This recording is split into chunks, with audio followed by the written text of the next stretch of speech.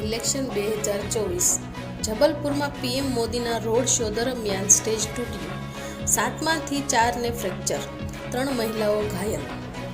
વડાપ્રધાન મોદીના road show માટે ચુસ્ત સુરક્ષા વ્યવસ્થા કરવામાં આવી હતી। રોડ શો દરમિયાન 40 એસપીજી કમાન્ડો, 20 આઈપીએસ ઓફિસર અને 3000 જવાનો દ્વારા સુરક્ષા સંભાળવામાં આવી હતી।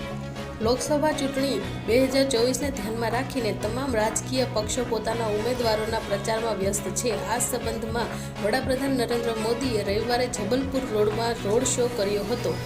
આ દરમિયાન ગોરખપુર વિસ્તારમાં બનેલા 2 સ્ટેજ તૂટી ગયા, જેના કારણે સ્ટેજ પર હાજર લોકો નીચે પડ્યા હતા।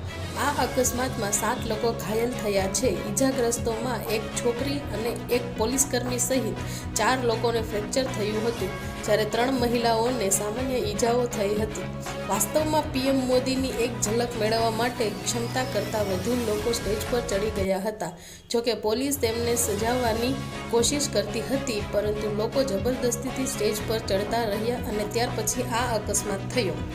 વડાપ્રધાન અને ભાજપના સ્ટાર પ્રચારક નરેન્દ્ર મોદીએ જબલપુરમાં રોડ શો કરીને મધ્યપ્રદેશમાં ચૂંટણી પ્રચારની શરૂઆત કરી હતી।